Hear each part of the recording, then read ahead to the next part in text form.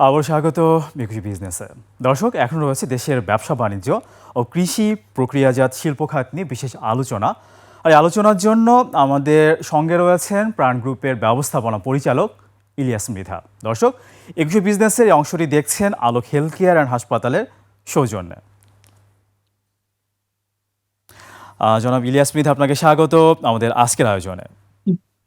আপনাকে ধন্যবাদ আমাকে আমন্ত্রণ জানানোর জন্য।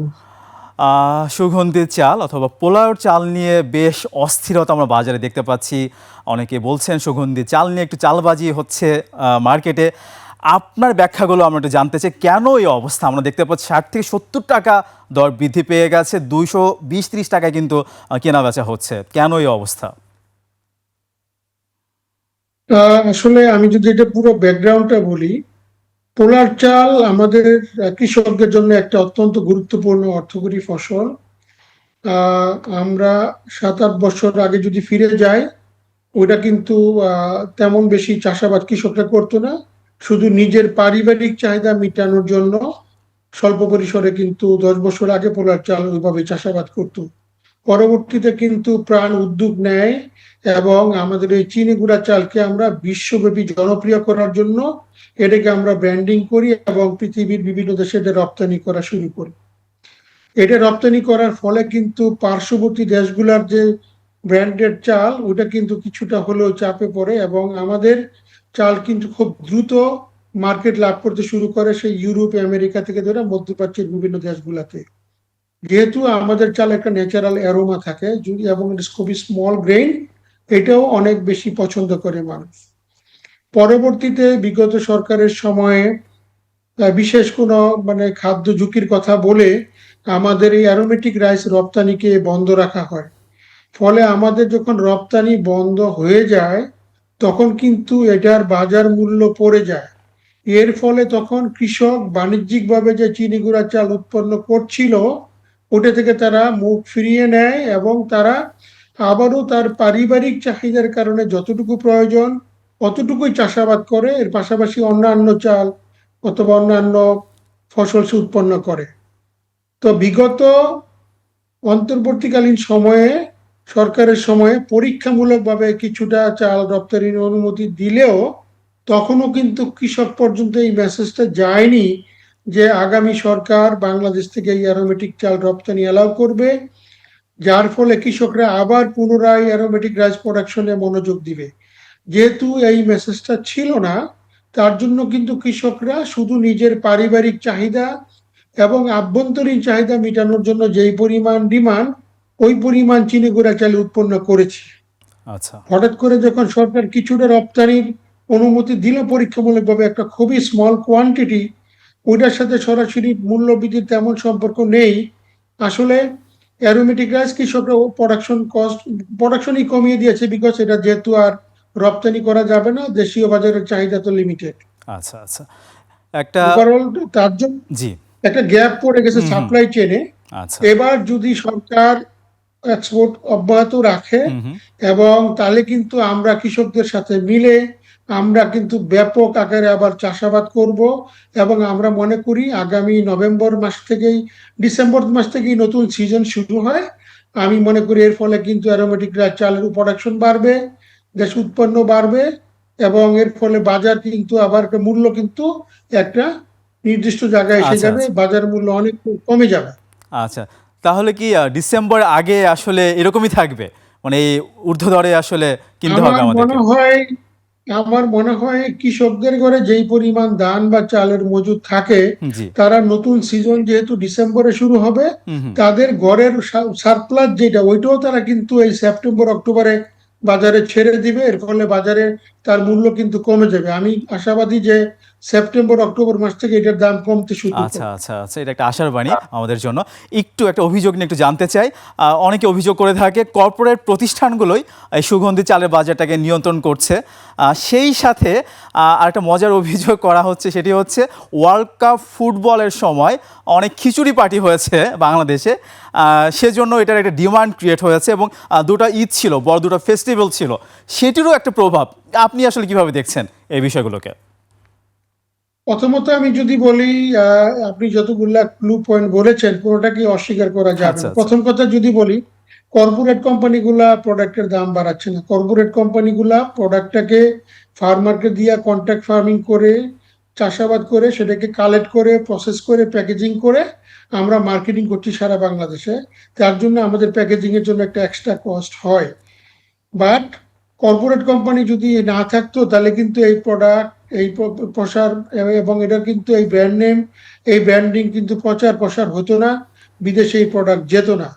ফলে কিন্তু কর্পোরেট কোম্পানির হাত ধরেই কিন্তু আমাদের এই কৃষি সামনে এগোবে এবং এগিয়ে যাচ্ছে। এবং আমরা মনে করি আরো বেশি আমাদের দেশের কৃষিকাজ, আমি বলবো কমার্শিয়াল এগ্রিকালচার হওয়া উচিত। এখন কিন্তু গ্রামের একজন কৃষক তার পারিবারিক খাবারের জন্য যতটুকু যা দরকার এর বাইরে কিন্তু সে প্রোডাকশন করতে চায় না, কারণ এটা একটু পরিশ্রমের কাজ। এর পাশাপাশি গ্রামেও কিন্তু labour cost is very high. তার জন্য কৃষক প্রোডাক্ট উৎপন্ন করতে চায় বাণিজ্যিকভাবে, যেখানে লাভবান হয়। তো আমি মনে করি কর্পোরেট কোম্পানির ফলে কিন্তু এই প্রোডাকশন বাড়বে, মার্কেটিং করা যাবে, কৃষকও কিন্তু বেনিফিটেড হবে। আর খিচুড়ি পার্টির কথা যেটা বললেন, এটা বাস্তবতা। আচ্ছা আমরা উৎসব উৎসব চিনি গুঁড়া চালের সাথে আমাদের উৎসব ওতপ্রোতভাবে জড়িত।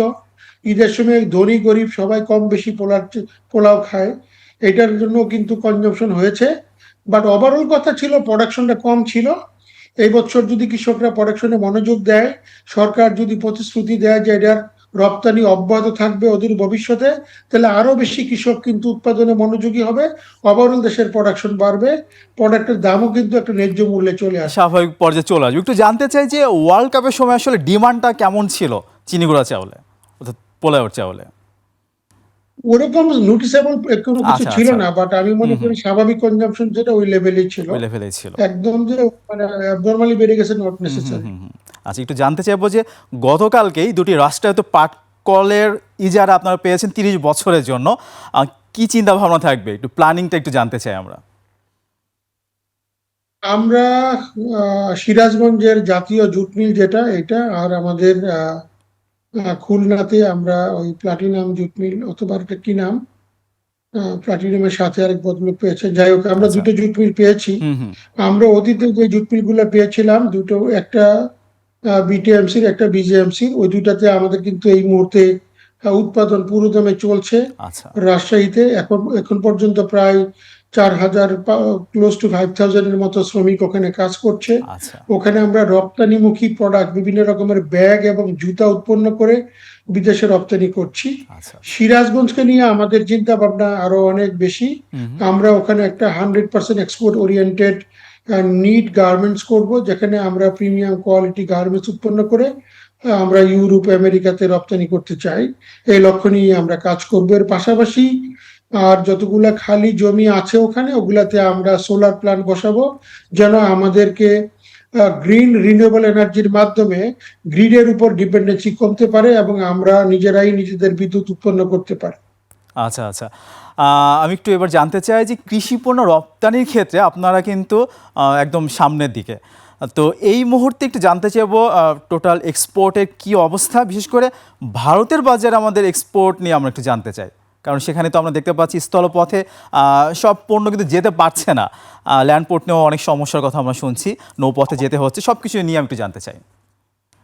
ভারতে আমাদের রপ্তানি যে লেভেলে হওয়ার কথা ছিল তার থেকে একটু কম হচ্ছে, বিকজ আমাদের অনেকগুলো ল্যান্ডপোর্ট এখনো বন্ধ আছে। বিগত আচ্ছা অন্তর্বর্তী সরকারের সময়ে ভারত প্রায় যতগুলো ল্যান্ডপোর্ট ছিল বন্ধ করে দিয়েছিল, একটি ব্যতীত।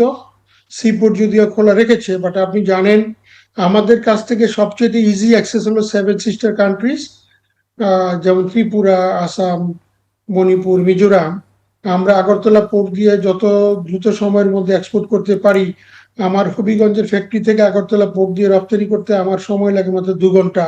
আমাদের ডিস্টেন্স হলো মাত্র 25 কিলোমিটারের মতো। আজকে কিন্তু আমাকে যদি সেটা কলকাতা দিয়ে প্রোডাক্ট রপ্তানি করি, সেই প্রোডাক্টের কস্ট অনেক বেশি পড়ে যায়। ত্রিপুরাতে এই প্রোডাক্ট আনতে আমরা পাঠাতে পারছি না, যেহেতু প্রোডাকশন কস্ট অনেক বেড়ে যায়। এর ফলে আমাদের প্রোডাক্ট সেভেন সিস্টারে কিন্তু আমরা রপ্তানি করতে পারছি না, কস্টে আমরা পোষাতে পারছি না। আচ্ছা আচ্ছা। আমরা সরকারের সাথে যোগাযোগ করেছি, সরকারকে রিকোয়েস্ট করেছি। আমরা দেখেছি যেহেতু বর্তমান সরকার আন্তরিক দুই দেশের মধ্যে সম্পর্ক উন্নয়নের জন্য। ইতিমধ্যে ভারত আন্তরিকতার নিদর্শন স্বরূপ তার ভিসা ওপেন করেছে। আমরা মনে করি অতি শীঘ্রই ভারত তাদের ল্যান্ডপোর্ট গুলাকে খুলে দিবে। এর ফলে আমরা আমাদের ব্যবসা বাণিজ্য এবং পিপুল টু পিপুল কানেক্টিভিটিটা আরো বৃদ্ধি পাবে। ফলে আমাদের রপ্তানিটা আবার পূর্ব অবস্থায় ফিরে আসবে এবং এতে করে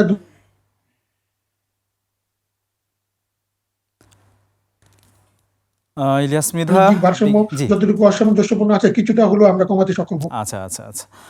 একটু জানতে চাইবো যে ভারতের সাথে যে আমাদের এক্সপোর্ট, তা এটা আসলে কত পার্সেন্ট টোটাল এক্সপোর্টের প্রভাব পড়ছে, মানে পার্সেন্টেজ হিসাবে যদি আমি একটু জানতে চাই আপনাদের।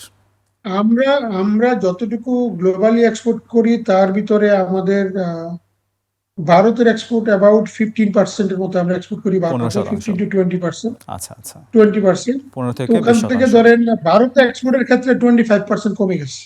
ও আচ্ছা আচ্ছা। বাট আমাদের তো এবছর আরো গ্রোথ হওয়ার কথা ছিল। আমরা হুম, আগে যা এক্সপোর্ট করতাম তার থেকে 25% এক্সপোর্ট কম হচ্ছে।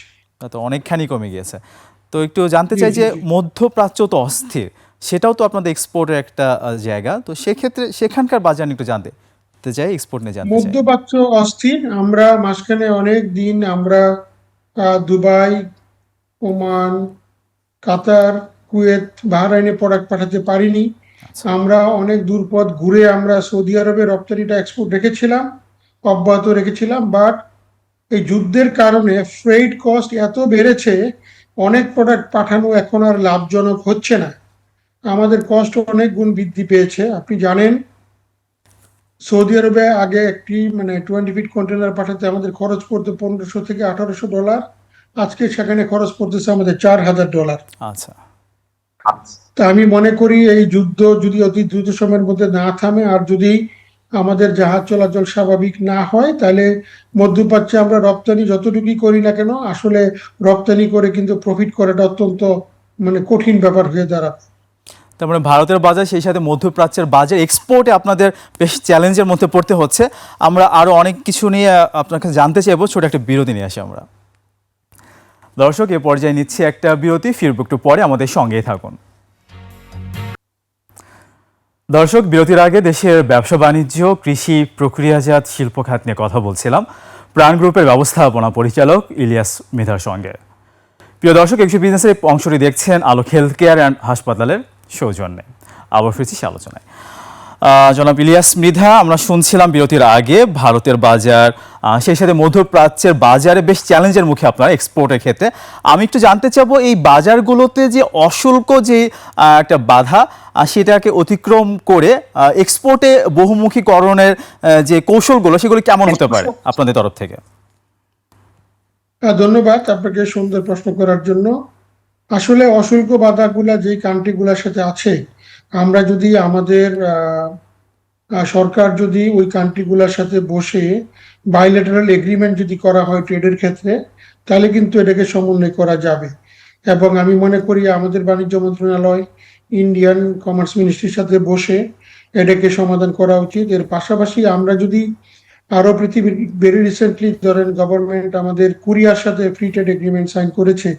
আমরা মনে করি এরকম ভাবে যদি আমরা ফিলিপিন্সের সাথে করতে পারি, ভিয়েতনামের সাথে করি, অথবা আসিয়ানের সাথে করি, তাহলে কিন্তু আমরা আমাদের এক্সপোর্টটাকে ডাইভার্সিফাই করতে পারবো, নতুন মার্কেট আমরা খুঁজে পাবো এবং আমাদের রপ্তানিটা অনেক গুণ বৃদ্ধি পেয়ে যাবে।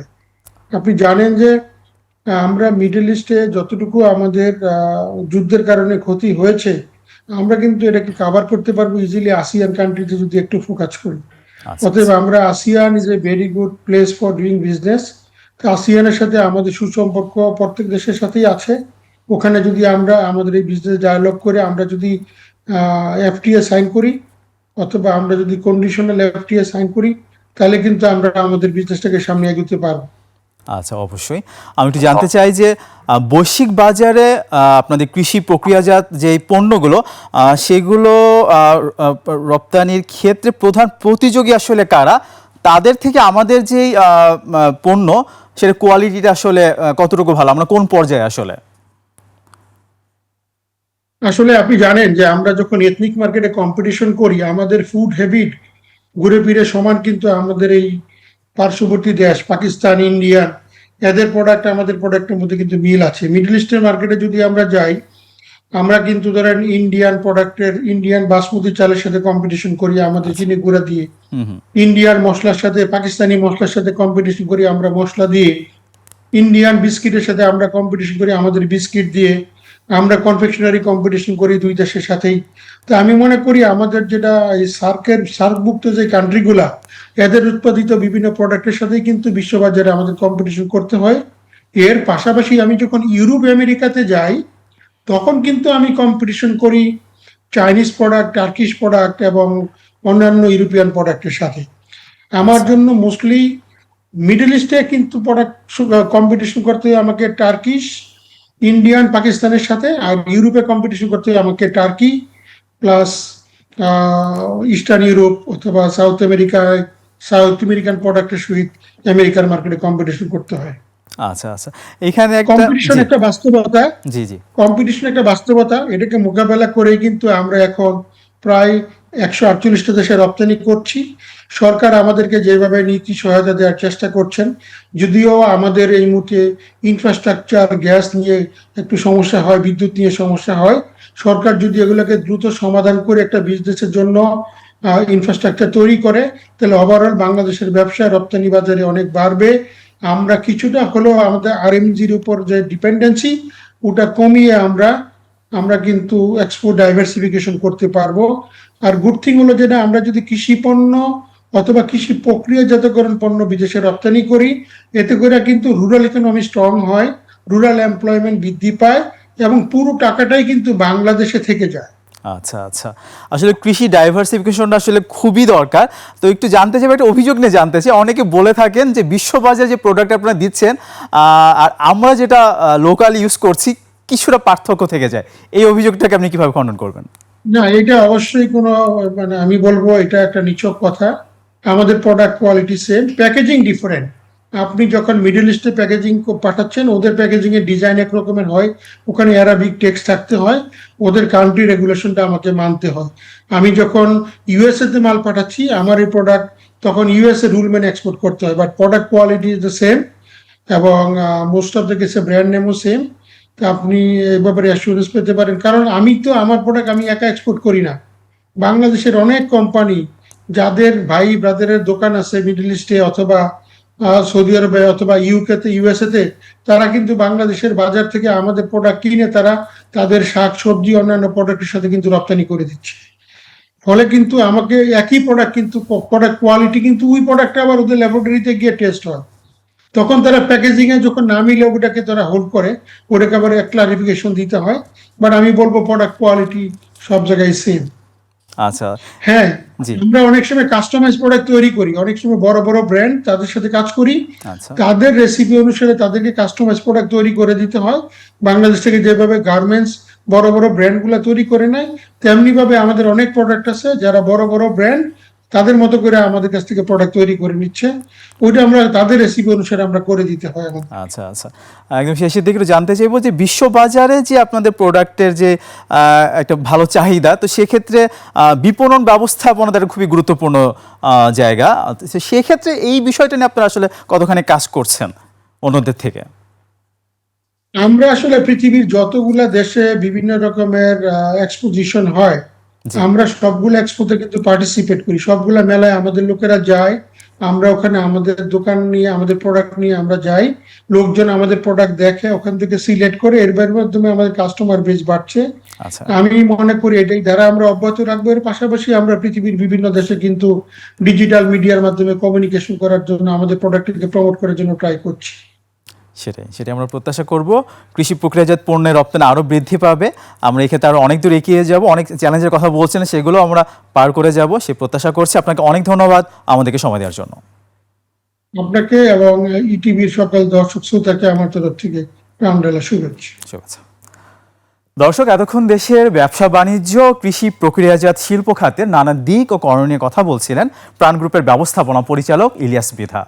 দর্শক, নিচ্ছি একটা বিরতি, দুপুর 2টা 30 মিনিট আবার ফিরে আসবো 21শে বিজনেসে। দেখার আমন্ত্রণ রইল, 21শে সঙ্গেই থাকুন।